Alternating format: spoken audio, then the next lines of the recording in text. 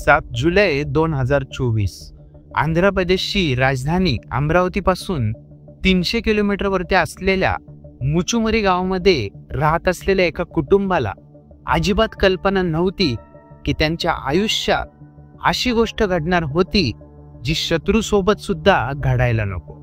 3री मध्ये शिकणारी त्यांची 8 वर्षाची मुलगी तिच्या मित्रमैत्रिणींसोबत जवळच्याच पार्कमध्ये खेळायला गेली होती. पण जसा वेळ जायला लागला तशी घरातल्या लोकांची काळजी वाढायला सुरू झाली होती. संध्याकाळचे 5 वाजून गेले तरी ती घरी नव्हती आली. घरातले लोक तिला शोधायला त्या पार्कमध्ये पोहोचले, पण त्यांना ती चिमुकली पार्कमध्ये कुठेच दिसली नव्हती. त्यांनी जवळच्या लोकांना विचारलं, पार्कमध्ये खेळत असलेल्या दुसऱ्या मुलांना सुद्धा विचारलं, पण कुणालाच काहीच माहिती नव्हतं. गोंधळलेले आई वडील त्या चिमुकलीला वेड्यासारखे सगळीकडे शोधायला सुरू झाले होते. पण जसा सूर्य मावळायला सुरू झाला तसं त्यांच्या मनात काहीतरी चुकीचं घडल्याची भावना यायला सुरू झाली होती. त्यांना इतकंच वाटत होतं की आपल्या मुलीसोबत काही दुर्दैवी घडायला नको. भरपूर वेळ शोधल्यानंतर ते त्यांच्या नातेवाईक आणि गावकऱ्यांसोबत जवळच असलेल्या मुचुमरी पोलीस स्टेशनमध्ये येऊन पोहोचले आणि त्यांनी त्यांच्या मुलीची हरवल्याची तक्रार पोलिसांमध्ये दिली. हे प्रकरण एका छोट्या मुलीचं होतं, त्यामुळे या प्रकरणाची संवेदनशीलता बघता पोलिसांनी क्षणाचाही विलंब न करता सर्च ऑपरेशन सुरू केलं होतं. पोलिसांनी घर आणि त्या पार्कच्या आजूबाजूला सर्च ऑपरेशन सुरू केलं. लहान मुलांच्या मिसिंग केसमध्ये वेळ ही सर्वात महत्त्वाची गोष्ट असते, त्यामुळे मुलीच्या घरातल्यांसोबत गावातले सर्वजण पण या ऑपरेशनमध्ये सहभागी झाले होते. पण मुलीशी संबंधित कुठलाच पुरावा किंवा साक्षीदार त्यांना मिळाला नव्हता. 10 जुलै 2024 2 दिवस निघून गेले होते, पण मुलीला शोधण्यासाठी सगळे प्रयत्न करून सुद्धा जेव्हा त्याचा काहीच फायदा झाला नव्हता, तेव्हा आणखी एक पाऊल टाकण्यात आलं, ते म्हणजे स्निफिंग डॉग स्क्वॉड. आणि इथूनच पुढे केस हळूहळू उलगडत येत.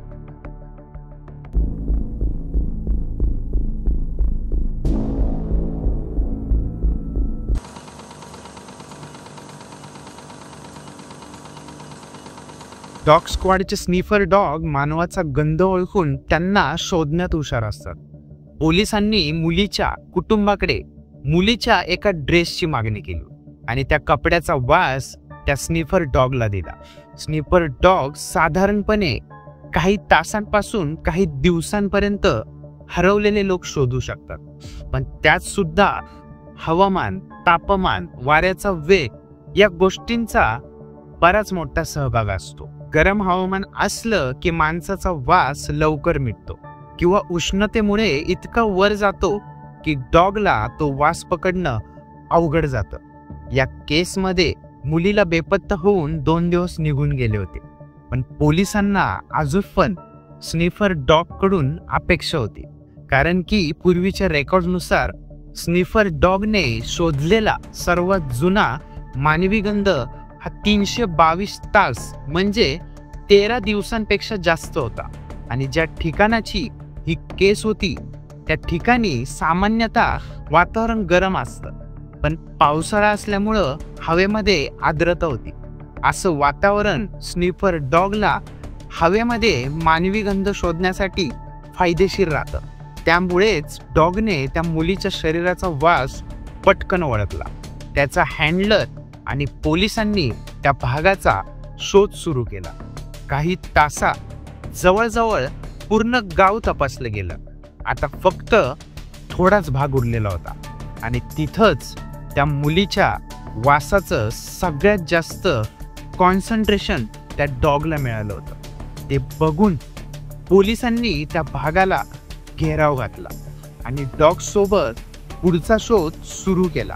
या शोध मोहिमेमध्ये गावकरी सुद्धा सोबत होते, कारण सगळ्यांना ती मुलगी सुखरूप मिळावी हीच इच्छा होती. थोड्याच वेळात स्निफर डॉग एका घरासमोर जाऊन थांबला. याचा अर्थ होता की काहीतरी इथंच आहे. पोलिसांनी तिथं असलेल्या घराचा दरवाजा वाजवला, पण तिथं त्यांना ती मुलगी नव्हती सापडली.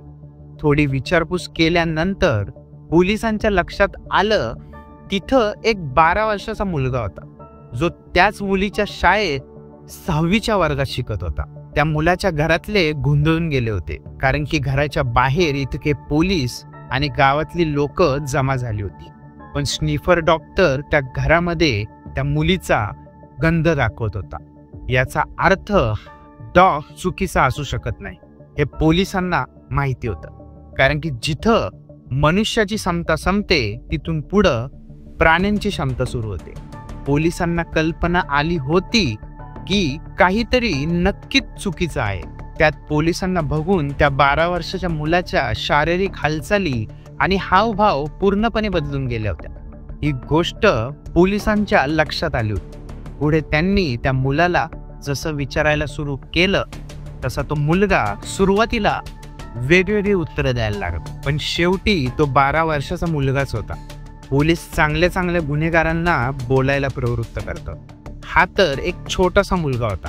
जसं पोलिसांनी त्याला भीती दाखवली तसा तो बोलायला सुरू झाला, आणि यानंतर त्यांनी जशा गोष्टी सांगायला सुरू केल्या तशा त्या गोष्टींनी कलियुगाची परिसीमा आखायला सुरुवात केली. 7 जुलै 2024 जेव्हा ती लहान मुलगी संध्याकाळी मुचुमारी गावामधल्या पार्कमध्ये मैत्रिणींसोबत खेळत होती, तेव्हा तिच्या शाळेमध्ये शिकत असणाऱ्या 3 मुलांचं लक्ष त्या मुलीकडे गेलं.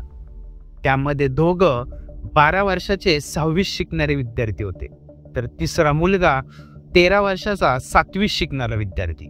मुलगी 3री मध्ये होती आणि ती त्या मुलांना ओळखायची, कारण की गाव छोटा असल्यामुळे सगळे एकमेकांना ओळखायचे, आणि ह्याचाच फायदा त्या 3 मुलांनी घेतला. तिच्या सोबत कोण नाहीये हे बघून त्यांनी लपाछुपी खेळायची म्हणून तिला बोलवलं. त्या मुलीला काहीच कल्पना नव्हती की ती ज्यांना मोठे भाऊ म्हणून बघत होती ती लहान मुलांच्या रूपात राक्षस होती. ते तिला खेळण्याच्या उद्देशाने मुचुमारी इरिगेशन प्रोजेक्टच्या पंप हाऊस जवळ एका निर्जन ठिकाणी घेऊन गेले. त्यांनी तिथं एक एक करून तिच्यासोबत घाणेरडं कृत्य केलं. आता हे सगळं झाल्यानंतर त्यांना भीती वाटायला लागली की ती नक्कीच हे झालेलं प्रकरण सगळ्यांना सांगेल. त्यामुळे त्या तिघांनी तिला मारून टाकायचा निर्णय घेतला. पावसाळा असल्यामुळं गावामधल्या कॅनलमध्ये पाण्याची पातळी जास्त होती, त्यामुळे त्यांनी तिचा खून करून मृतदेह कृष्णा नदीला जोडणाऱ्या कॅनलमध्ये फेकून दिला होता. आणि हे कबूल केलं त्या 12 वर्षाच्या मुलाने, ज्याच्या घरापर्यंत स्निफर डॉगने पोलिसांना पोहोचवलं होतं. त्यानेच बाकी 2 मुलांची नावं सुद्धा सांगितली होती.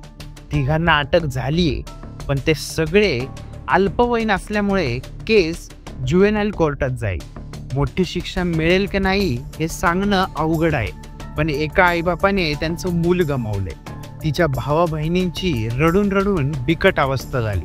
त्यांना कल्पनाही नसेल त्यांची बहीण कुठल्या परिस्थितीमधून गेली असेल. आजच्या तारखेपर्यंत मुलीचं शव सापडलेलं नाहीये. भरपूर दिवस निघून गेल्यामुळे आता शव सापडणं तसं अशक्यच आहे. SP के रघुवीर रेड्डींनी SDRF, NDRF आणि एक्सपर्ट डायव्हर्सची टीम मुलीच्या शोधासाठी लावली होती, पण त्यांना हातात काहीच लागलं नाही. पोलिसांनी मुलांच्या चौकशीनंतर असं सांगितलं की ही मुलं इतकी हुशार होती की त्यांनी हा भयानक गुन्हा केल्यानंतर स्वतःचं रुटीन अजिबात बदललं नव्हतं. ते रोज त्या पार्क आणि गुन्ह्याच्या ठिकाणी जायचे, जसं काही झालंच नाही. या गुन्ह्यामध्ये मुलीचे कुटुंबीय आणि गावकरी सुद्धा रस्त्यावरती उतरले. त्यांचं म्हणणं आहे की गुन्हा करताना मुलांनी क्रूरतेची सीमा ओलांडली, तर शिक्षा देताना सुद्धा कायद्याने त्यांच्या वयाचा विचार नाही केला पाहिजे. या 12-13 वर्षाच्या मुलांना काय बोलायचं हे समजत नाही. त्या मुलांसाठी राक्षस, जनावर हे शब्द सुद्धा छोटे आहेत. हा गुन्हा समाजासमोर सर्वात मोठा प्रश्न उभा करतो, तो म्हणजे काय इतकी लहान मुलं इतका भयानक आणि निर्दयी गुन्हा करण्यासाठी प्रवृत्त होऊ शकतात.